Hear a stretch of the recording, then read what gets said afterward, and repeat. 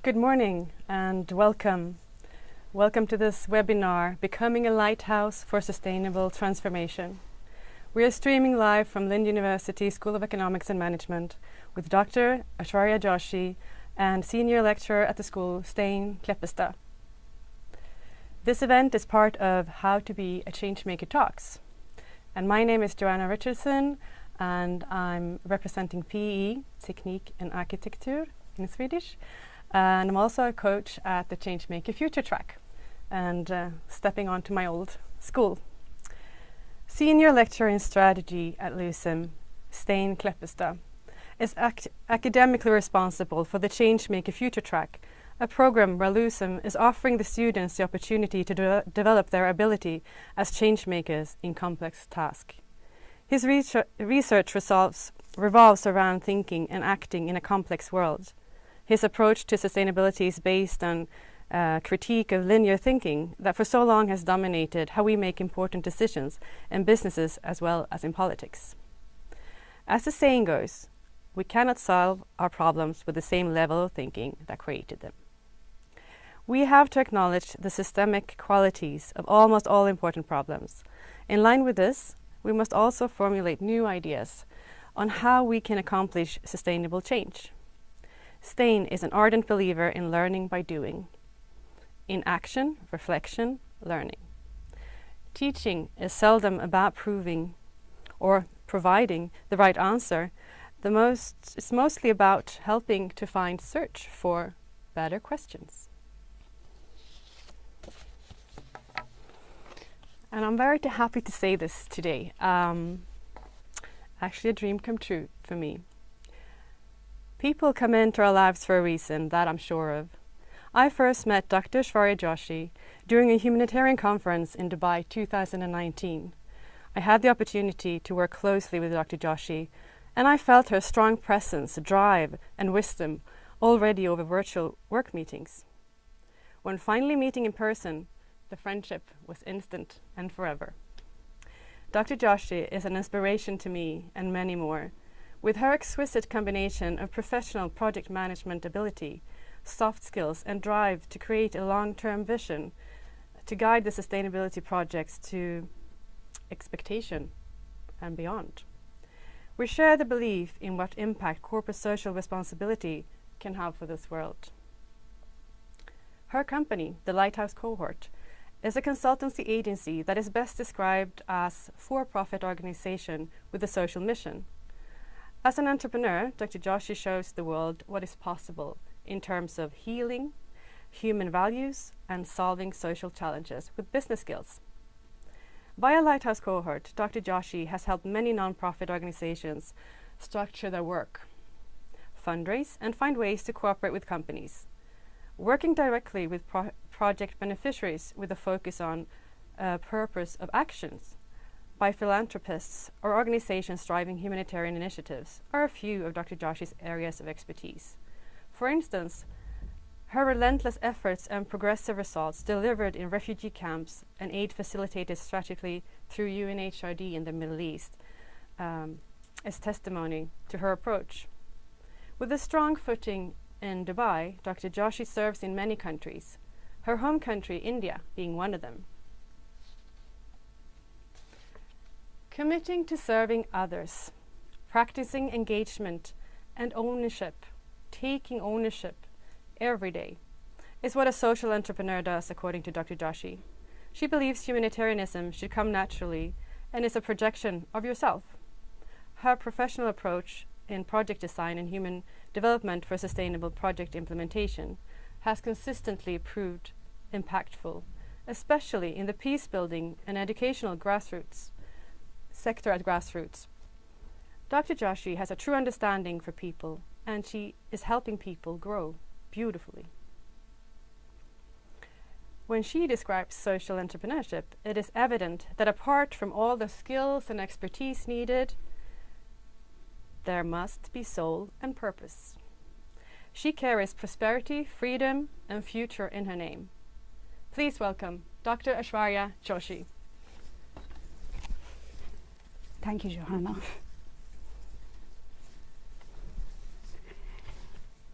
That was a very heartwarming introduction, and she mentioned that I carry prosperity, freedom and future in my name. So that's actually a translation of Aishwarya Joshi, which means in Sanskrit abundance, freedom and future.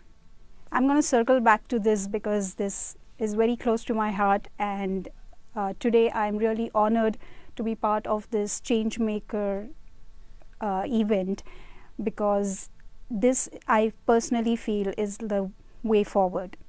And it's truly an honor to be speaking to all the fascinating and smart and inspiring people online. Thank you, Loon, for this opportunity. Two roads diverged into the wood. I took the road less traveled, and that has made all the difference. We all have our own definitions of what the road less traveled should be like. I look at it as a fantastic journey to self-discovery. When you're on this path, you never lose. You either learn or you win. It's as simple as that.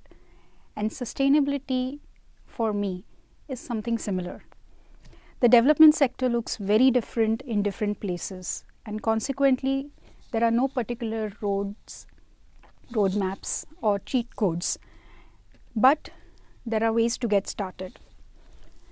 So I felt that the best way is to share with you my path, my passion and my motivation, and while we are doing that, I can offer you insights into my world of cohorts that our company has developed.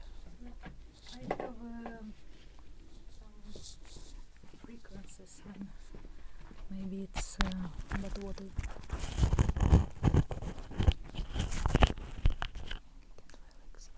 You want to check this?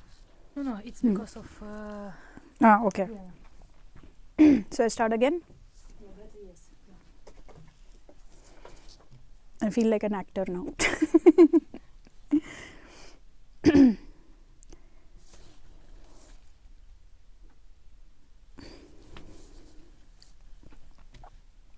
Hello everybody.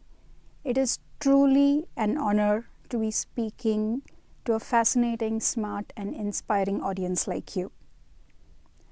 Two roads diverged into the woods. I took the one less traveled, and that has made all the difference.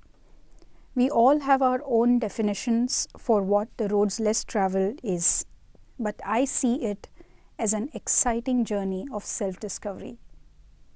When you're on this path of self-discovery, you will never lose.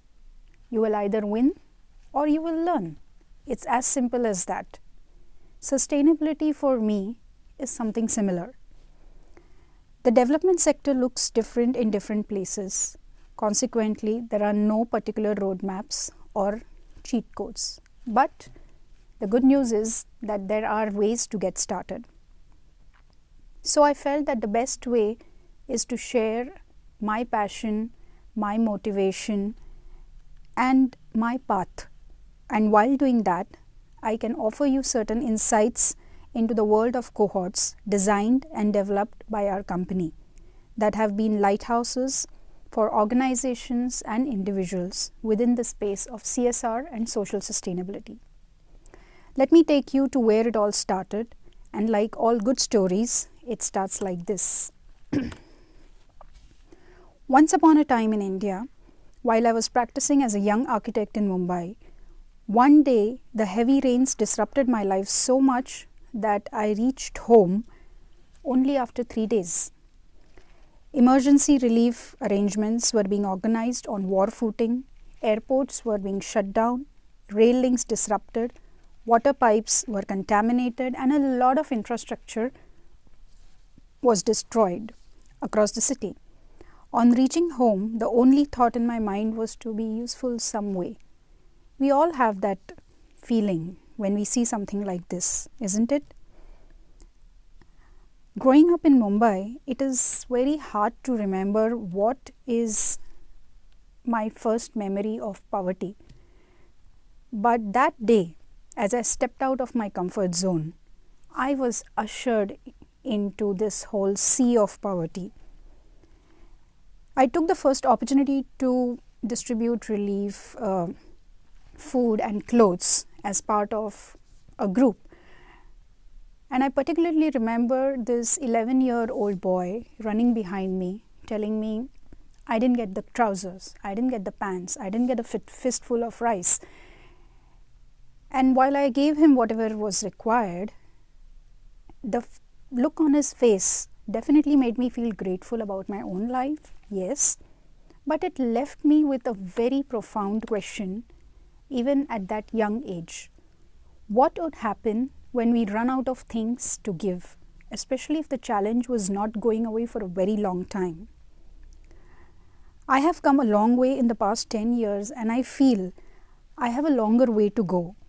But this is one question that has been inspiring me again and again and influencing my decisions for sustainable solutions in the social development sector.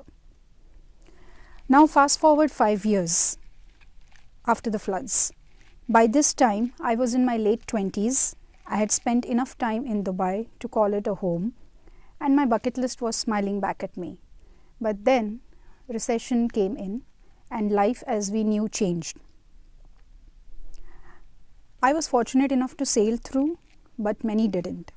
So I started helping out with the migrant workers as an extension of my job as an architect. While the first phase of emergency is always aid, my personal conversations with the migrant workers on the job as an architect gave me very interesting and deep insights into the lives of this blue-collar community. I had access to them day in and day out, and their stories were my inspirations to do more for them. But at some point, it also brought me back to the same question all over again. What happens when we run out of things to give, especially if the challenge was not going away for a very long time? But luckily this time, I was guided by few visionaries who were like lighthouses, experimenting with CSR, philanthropy, social entrepreneurship. I used to volunteer my time and effort to help the needy, but I also volunteered my time to engage in these social experiments 10 years back. This little deviation from work helped me find my calling in philanthropy, entrepreneurship, sustainability, and so on and so forth. At a certain point, I felt that the business of doing good was like playing an infinite game, and philanthropy was reorganizing itself right before my very eyes. The uncertain grind around recession was helping sustainable solutions to surface slowly and steadily. I found myself around a tribe that was focusing on what is strong instead of what is wrong, and turning traditional ideas of philanthropy inside out. It was at this junction that I was reminded strongly that the communities who live in any kind of architectural spaces lend it an identity which takes over its architecture eventually. Influencing the communities to maintain a sustainable identity became a need of the hour for me. I also realized that I was speaking the language of the person that I wanted to become. I wanted to graduate from just building structures to building sustainable communities. As architecture is inherently directed towards the human experience, it covers more than 20 careers as an extension of the degree. And in particular, there are 6 careers outside of the stereotypical design that Here touch the mic and it makes sounds. You need to go back.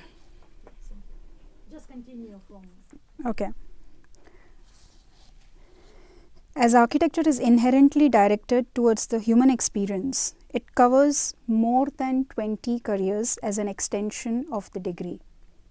In particular, there are around 6 careers outside the stereotypical design that fall under the human sciences. Drawing the essence of this from my architectural education and injecting it into the social sector, along with my experience with the human interactions and the volunteering experience, actually made me a stronger candidate for alternative thinking in the professional sphere of social sustainability.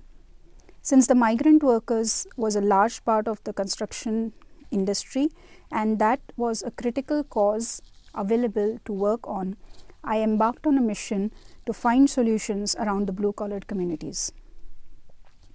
Problem solving, creative thinking, and the art of persuasion are 3 skills that architects and entrepreneurs have in common, which I managed to use to my advantage. Backed by a mentorship program focusing on business for social good, from the prestigious Acumen Social Enterprise Competition in Dubai, I managed to set up my social enterprise, a humble company based in Dubai, in 2014, which I call the Lighthouse Cohort. The Lighthouse Cohort designs cohorts with the right players on board to specifically mobilize pilot projects and proof of concepts to address pressing challenges in the areas of building peace, livelihood, and realignments required in the educational and healthcare sector.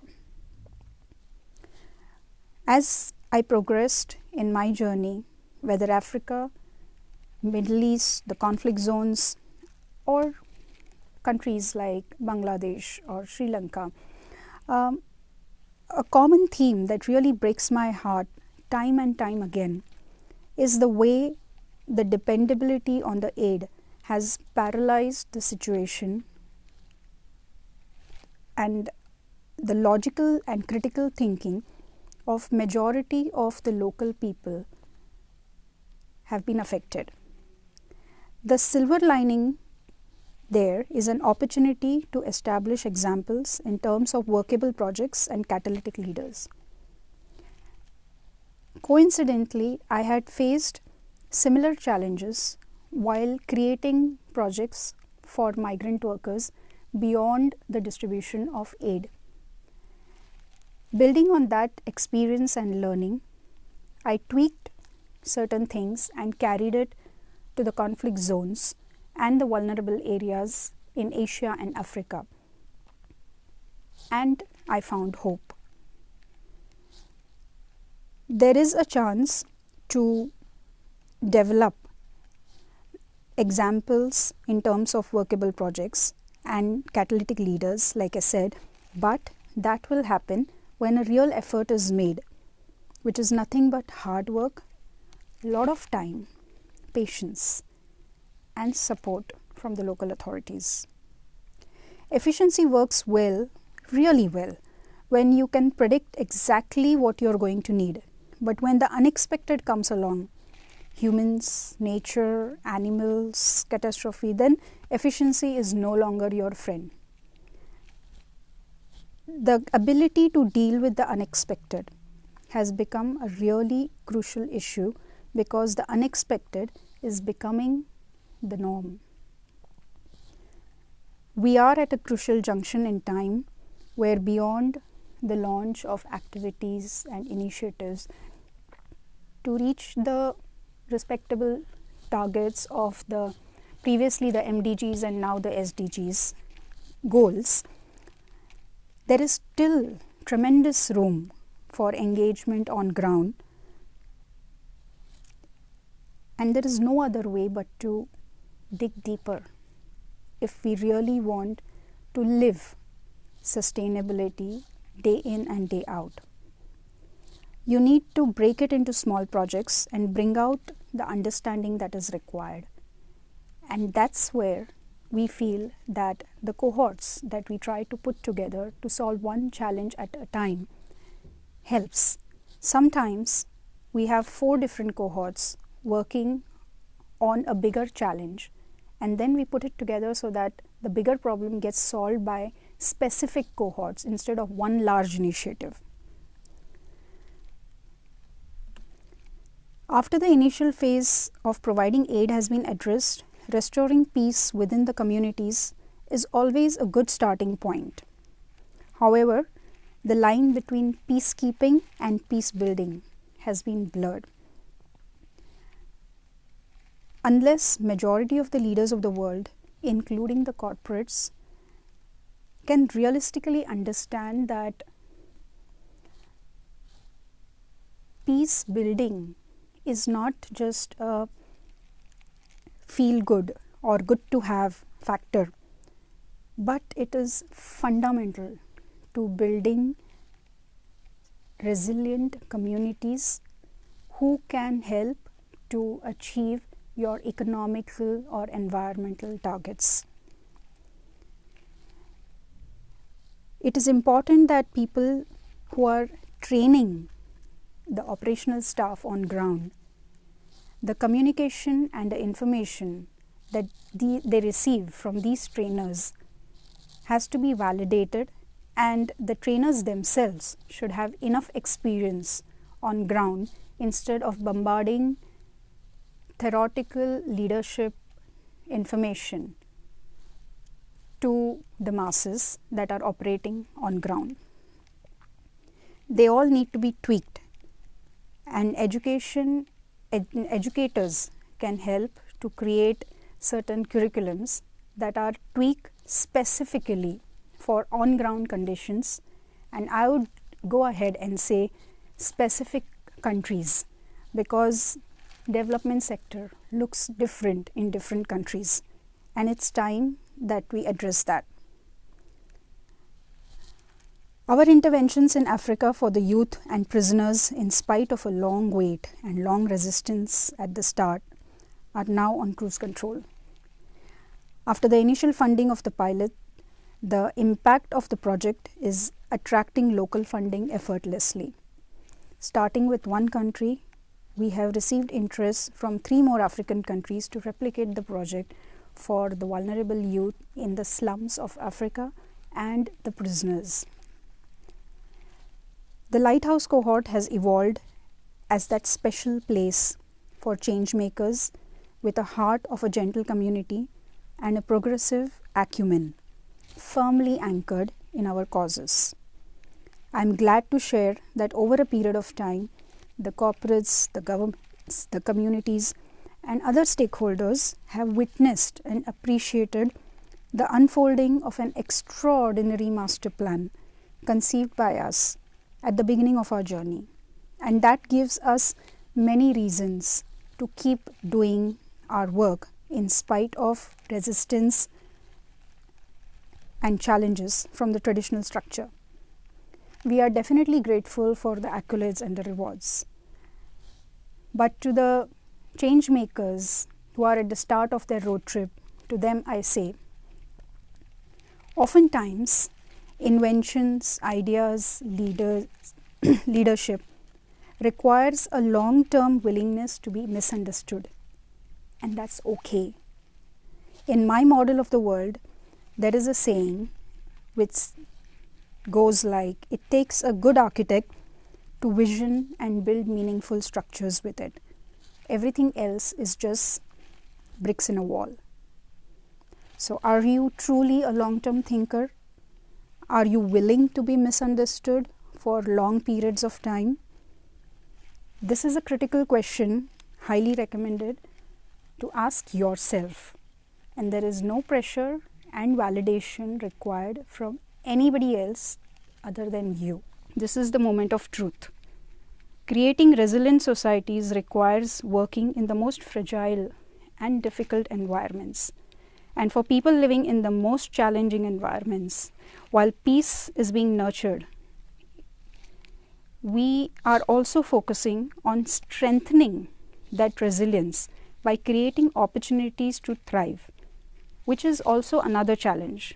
And I'm happy to share a recent story that we created in Bangladesh to the power of patient capitalism.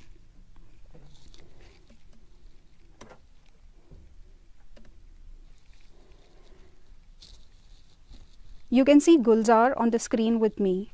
He's a migrant worker. He was a migrant worker who started his journey in Dubai when his uncle offered him a job since the family was in deep financial crisis, and this was his only ray of hope. Work kept him busy and family's financial crisis stabilized, but he had a passion to educate himself and he had a very unique drive to help people. I met Gulzar during his engagement as a volunteer on projects supporting the migrant workers in Dubai. He had reached out to the Lighthouse Cohort to get engaged in initiatives beyond the labor camps. As he moved from strength to strength and we groomed him further towards a business plan, he helped to raise funds, especially from the labor camps for refugee children in Iraq. Now that definitely made news in Dubai and it really inspired everybody and definitely helped our campaign, because if a laborer, migrant worker can raise 1,000 dirhams from labor camps, why can't we put in the effort? While the rewards he reaped by helping people were much more than all the money he earned over the years, but at a certain stage he applied and he got qualified for the livelihood project under the Lighthouse Cohort. We were able to fulfill his passion and dream to start a food business in Bangladesh, which we call the Bangla food truck. It is a very special project that rides on the wings of patient capitalism and a cohort of professionals, including an investor from Dubai, a finance professional in Dubai who helped him with the sales and the accounts, and an architect from Australia who helped him to put together the kitchen and the design and everything around his food truck. We believe that the process is what makes the person. If you miss out on the process and jump on the goal, then that also affects your sustainability. For Gulzar, it was a process of growth where while he built his food truck, he learned finance, he learned marketing, he learned about how the whole mechanism works, and today when we have left him alone with his food truck, he is able to handle like a CEO all the different elements of his own business. The story doesn't stop there. He kept his promise, and the first beneficiaries from his profit were the children that you see there from the madrasa in Bangladesh. He went there to give them a meal made by himself from his food truck. Again, the story doesn't stop there, but he also went there to give them hope and tell them that a laborer can become a businessman. If I can, you can too. Gulzar as an individual and the food truck as a project, according to us, is another lighthouse in his own community. And today, in March, as we speak, it's been almost 18 months since he started his business, and he's going to divert a fixed amount of his profits to the upcoming Ramadan and help his own community of migrant workers in Dubai as well as children in Bangladesh. We feel that this cycle, if practiced again and again, can create more Gulzars in Bangladesh so that people tend to use their own resources, their own profits, their own economy, and they should not be dependent on outsiders for just a small meal. And it gives them a sense of confidence, and it will go a long way for the next generations. Funding also, we try to keep it humble because we do not want to send out a message that funding does not decide your success. It is not the fuel. It is required at the right time to complete the right journey. And technology is just an enabler, but it has to practically create value. Both these things have to practically create value in the business, and you have to get on a cruise control. This theory is very rare and very hard to be translated on ground, but the more change makers like Gulzar we create on ground, we create more hope, and we create more reference points, and we create more direction for others to follow. And that is the vision and of Lighthouse Cohort. Our projects around realignments in education follow the same principle. We identify the challenge in the system and set up a cohort. There are times when we pass on the results from one cohort to another.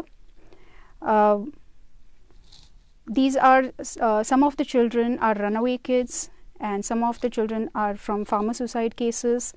And then there are certain children who were rescued from remand homes.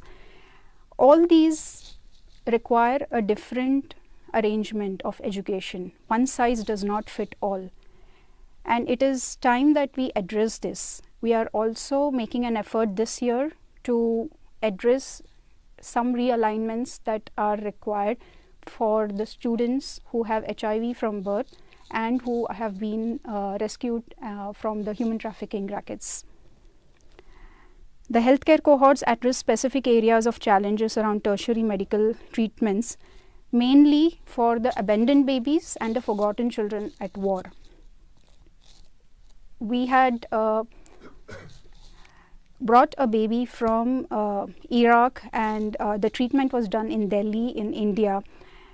But the project worked at multiple levels. The mother who was left in Iraq because by her husband, and her two sons were taken away, and the baby was left with her because they all believed that she's going to pass away. But it was her confidence and her positive attitude that really helped us to put a very challenging project together. And she traveled all the way from Iraq to Delhi on her own, and we created a cohort and a support system for her in India.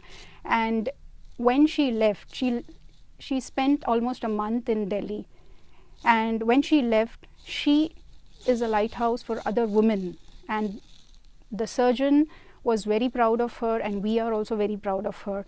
So tertiary healthcare is something that people on ground are ignoring to a certain extent because it's long term and it's not low hanging fruits. But there are different aspects to this, and when we dig deeper on that, we tend to solve the social, the medical, and aspects also.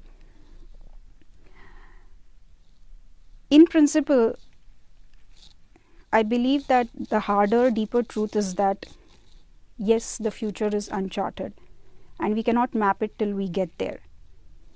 And every method I might have shared might have looked obvious too, but the key is to get it to work, and that is what makes all the difference.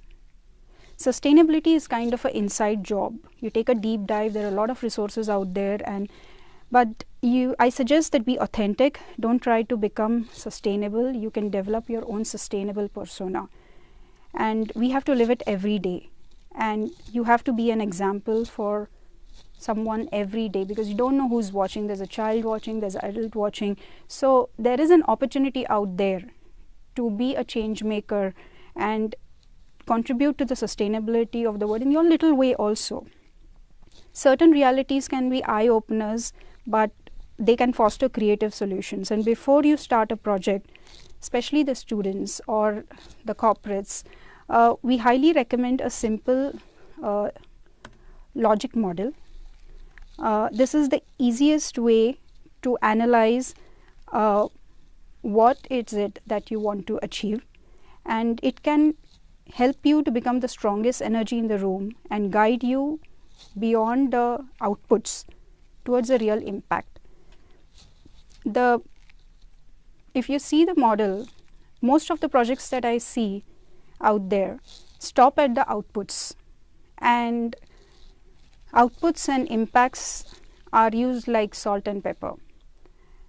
But I would request the students, especially when they create a project, try to see if you can understand what came out of your outputs, which is your outcomes, and then it led to an impact. You have to cross the bridge of outcome that will lead you to impact. For example, if X number of people have attended some event that you created, that's your output. But what happened out of when those people attended? What was the outcome? And will that outcome lead to the impact that you're looking out for? That's something that you need to start thinking about. Expertise won't always suffice because the system just keeps changing too fast, and change can be successful only when the usual characters in your organization or team combine their unique talents and consistently involve others in initiating, implementing the change. We feel that there are different aspects to sustainability like transparency, accountability, process development, human skills, personalizing approach, and storytelling. Many small organizational shifts are much more practical than one large-scale initiative. We have seen many large-scale initiatives, and I have been part of some of them, but the reason we try to focus on smaller initiatives is because then each lighthouse project has a specific challenge to address. And with this tried and tested approach, one can turn the ideas into some really game-changing value or challenges in uncertain times into opportunities for future organizational transformation or even the growth of a project. Now, every method, like I said, can be obvious, but in the end, you have to make it work. And the string holding the cohorts together, I feel, in my humble opinion, is the catalytic leadership, mostly invisible to the masses. And the art of catalytic leadership for me, from my experience, is when the beneficiaries feel that they did it themselves. I truly believe there is this art of leadership. This is the art of leadership at its best. The art that conceals the art of leadership, but is visible only through the results of the project. These leaders, I feel, are like some wise teachers who come after a certain catastrophe, and they share the gifts of civilization and reconnect you to the purpose and meaning of life. They are like silent sentinels, and I believe that these catalytic leaders are your best partners in critical transitions. Ultimately, I would like to say that the stories that we tell each other matter very much. The stories that we tell about our own lives matter even more. But the way we participate in each other's stories, that is of deep, very deep importance to the world that we live in today. And I believe the answers are out there. We just need to ask the right questions. Our world today is essentially a grand storytelling competition. They change the course of policies, politics. It's very important during this phase to be in control of your story. And what gives you control is your own experience. Creating a physical structure, organizing funds, putting together resources and partnerships, according to me, even as part of my own job, I think that's easy. But when push comes to shove, it is these stories, it is your experience on ground, your understanding is what will help you to make it work. I think we are all resilient enough to get out there and try. And one of the person who did this was our moderator, Johanna, who decided to take this road less travel last year and accompany me on a journey in India and check on the realities on ground associated with it. Her involvement from Sweden for another educational cohort in India triggered the start of a new journey that finally led her to living her dream visit to India. And this particular project was around sustainable architecture for the children displaced due to climate change, which was also weaved around the theme of sustainable architecture for the curriculum of the rural children. There was a special focus on also empowering the boys with the correct values at the source in order to bridge the gender gap. Among many real-time experiences on the trip, the coexistence of life in spite of social limitations and the constant chaos surrounding her fascinated her most. And a unique leader and educator at heart, Johanna has been instrumental in being a lighthouse to carry her learnings forward at many levels within the sphere of sustainability. Silent lighthouses have long been used conceptually, symbolically, and metaphorically, and they come from a generation which was less dependent on technology. However, the essence of lighthouse has been gaining momentum in the past 5 years within the corporate and the economic work. And I'm very happy to share a few examples with you today. The World Economic Forum's Shaping the Future of Advanced Manufacturing and Value Chains platform has set up the Global Lighthouse Network. Launched in 2018 with 9 lighthouses, the network has grown with 132 lighthouses now. It is a community of manufacturers showing leadership in applying the 4th industrial revolution technologies, which is bringing about sustainable change in the business models.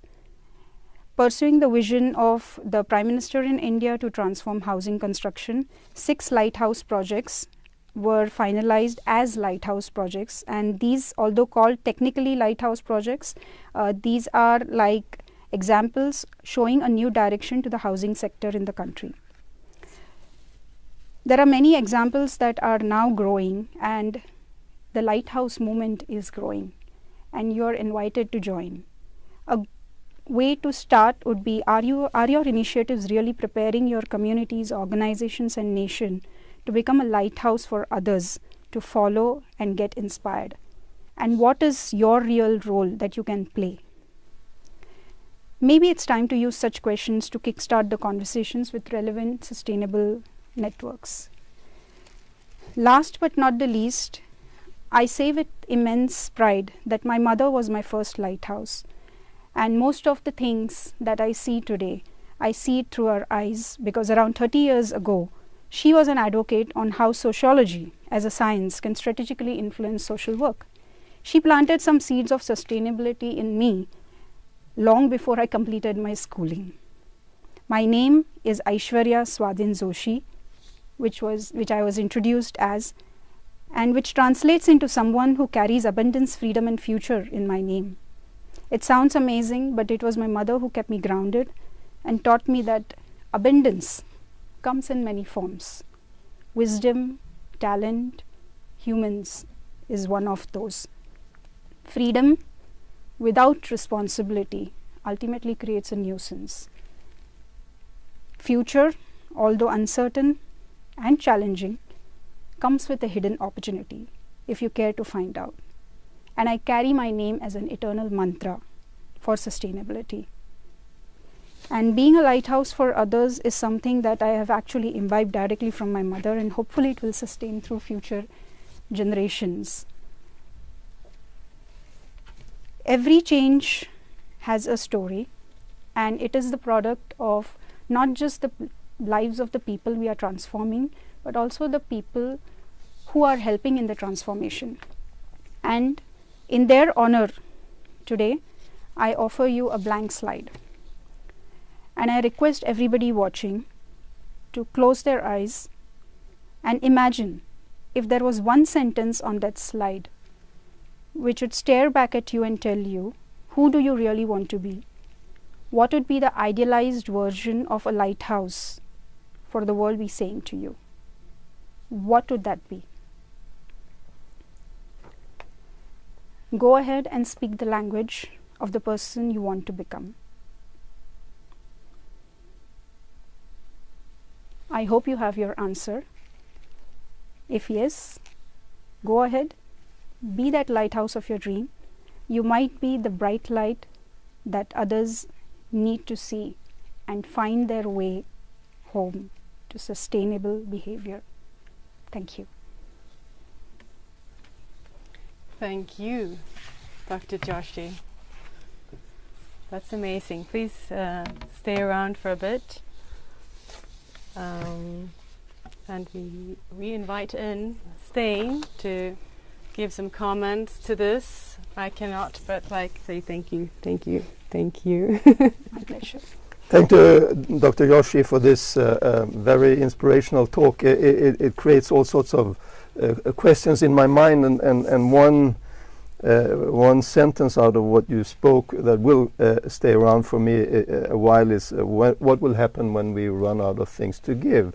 And it seems to me that the whole idea of the Lighthouse Cohort is to reduce the need to give, because people will actually fulfill their own needs. I want to be out of job soon. Yeah, which would be a good thing. Yeah.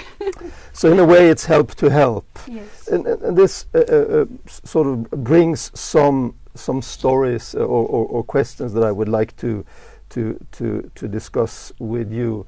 So it seems to me that most of the projects that you are engaging in is immensely systemic in nature, and what we do know about systems thinking is that we quite often do not really know what will happen or will things happen. Yeah. So when you start these projects, what is your thinking around the systemic nature of the project? I call it the organized chaos. So, like I said, too much of anything is bad, and we have to understand the nature of things. So, what we generally do is, the first thing is, which country are we operating in, and how much freedom can you give? So, because there are laws, there are security reasons, there are some other things also. Like in the case of Bangladesh, our association with the beneficiary was for a very long time. So you know who you're dealing with, whether it is unknown territory or whether it is Cox's Bazar. So I feel that a certain amount of freedom is weaved into our system, because you cannot operate in silo and you cannot instruct people. Then the whole purpose is lost. And that's why I feel that catalytic leadership is something that they are in the system, but they don't feel like they're in the system. It's like diverting a child in a certain direction, that okay, maybe you can try walking in this direction, what do you feel? And then if you know that he's going to fall, then you take away that freedom and you divert. So that's how they learn, and I feel that a fine balance of freedom and planning is what helps our projects. The only thing is, the biggest challenge working in the development sector, and when you start the project and you offer the project, is like, I'm smiling, because if you tell at the start you're going to be free to do this, free to do that, we are responsible for the resources, and maybe the beneficiary doesn't understand this, including the children who don't turn up for classes. So that freedom cannot be given. There has to be some system. So every project needs to be analyzed. It has to be a customized solution. I need to see that, who is it that I'm dealing with, and what is the impact that I want. So accordingly, we give that amount of freedom. Definitely give that freedom in that. So that's why I call it, like in 2 words, it's an organized chaos. You said catalytic leadership a number of times here, and I think I can relate to that idea, but just for the sake of explaining, so what is the key differences between what you argue would be a catalytic leadership and what we would call a non-catalytic leadership? What is the difference? I think in my line of work and the way I operate, as a science student, I would say when I have known when any element is a catalyst, you can't see it, but it's there, you know. So for me, it's something like that, if I can just use the metaphor and simile around that. So a leader cannot be daunting, and he can be your friend, and he can be your guide and your mentor, and maybe he will be invisible, like an invisible hand. And I feel that that gives them more of understanding, and to a certain extent, it's a way of putting the responsibility on them. Because if they know that somebody else is in the driving seat, then chances are they won't do it. So generally, I have seen that in a corporate structure or certain projects, there is a project manager, and he says, okay, I'm the project manager and you need to follow my cue. But here, the beauty is that you say that I'm in this with you together. Let's do this together. And I learn from you, you learn from me, and let's do this together. So I feel that that for me is a catalytic leadership, that the leader is there, but slowly and steadily, without really imposing that leadership on someone, he's able to lead, and he doesn't create those followers for him, they just follow. Which brings us a little bit to also the concept of accountability. So it seems to me that you are arguing that too much leadership will bring some learned helplessness kind of behavior. So to gain control, let go. But someone gave you the money. Yeah. So what about your accountability to your finances? Are you sometimes worried that this is not actually making the change we hoped for? Yes, so that accountability is the reason why I believe that every person involved has to take the responsibility of his part. And if it's not working, the onus is on us, that we have to make it work. And when we form a cohort, the people who invest and the people who become part of the cohort, I think the value system of those people is also important. So, for example, with Gulzar, I'm going back to that because it's a recent example and we could complete it in spite of COVID. It was the understanding of the investor to wait, give him space, allow him to make mistakes, allow him to understand, and then come back. And then sometimes if there were certain resources that were required extra, then there was a clear transparency, discussion, and a why attached to that. So that way there is no ambiguity, and it's something that you evolve. A project always evolves. It cannot be from where you started and you ended, things just remain the same. It evolves, but the process of evolution has to be, you know, clear, transparent, accountable, what you're saying. So the resources are always, we always go back to our funder to not report, but to share some learnings also, that maybe can we do it this way. So at the beginning, getting that cohort together is very important, because if you cannot have that kind of conversation with the person, then the whole thing collapses. And that is why it is important to get the correct people on board and get the right players on board, which I feel is missing, because most of the times there are certain projects where people just pitch, we need funding, give us the funds, we'll do it. But what happens on ground? Even something simple as stationery is accountable, and I've seen that those resources have gone waste. Even toys. I standing in Gaza in 2015, I had seen that there were these toys given to them, and then those toys go and they are sold in a certain market. So it's not just about accountability of whether you're giving, but then where does that go? And the worst thing is, do the children need toys? When, for example, just going with the refugee child, they live in such a small space that why are you bombarding them with so much of stuff? Friends, our resource now is time. It's a limited amount. So Let's hear the rest of the questions. Let me just have a final question. Sure.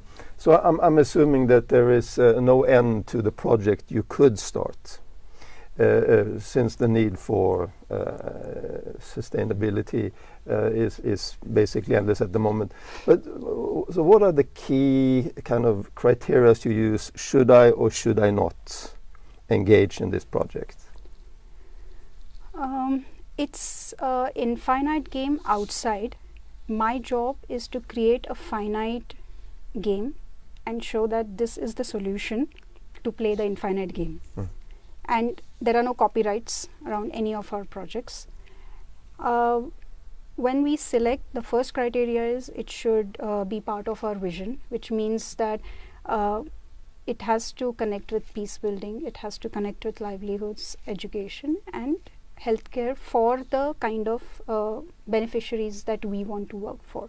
Now, once that is established, then it has the parties involved are how legal they are. So the legality is the foundation of this, and whether how is the money transferred. So before when you get the funding, getting it done is, we can be creative around it. So for Africa, I've been extremely creative. The money has gone all around the world, but I feel that there also the accountability and transparency is required. So even if somebody is facing a challenge, for example, in India you have FCRA. So then how are we aligned with the laws that if the international funding is coming, then how do we help them? And then we create a system around that. And what is the challenge in hand right now? And then we address the challenge and who are the players that we need for this. And then we put together the availability, the time and all that. And we have a time-bound thing. So if you are not available, then it's okay, we go out and find someone. So there is no pressure in this cohort. So that's why it moves very smoothly, and everybody works together for a certain impact, yes. But the most important part is they enjoy the process. Absolutely. There's a little pressure from over here, and I feel we need to continue this, have a follow-up and talk about the different approaches and the projects and the travels and the learnings. And I think maybe if you want to end with a question, Stein. I mean, you have so many things to say about... I don't think I have more well, I have a lot of questions, but I don't. I think we have the time and space for that. I would like to end with some sort of an insight that I think is very important, also in the Changemaker Future track, and that is work on your why. So it strikes me that the project you are describing are filled with people that you call the right people or the right players, and they're right because they found their motivation. They are not living someone else's motivation, and I think that's a key element of sustainability. But it's also scary because if I allow you to work on your why, you're not working on my why. And then I'm giving up some control. I think a lot of what you said today is about being courageous enough to not be in control. And for that, I actually salute you. Thank you. Well, thank you, both of you, so very much for this. And I think we have to continue these discussions. And I like the fact that catalytic leaders are not found on top or in front. They are actually found in the middle of a group, like you addressed. And I know that's what you believe too. So maybe both your why and your why can meet. Thank you so much for today, and thank you everybody watching, and thank you Martina Oxling, who's project manager. Thank you so much. Thank you. Thank you.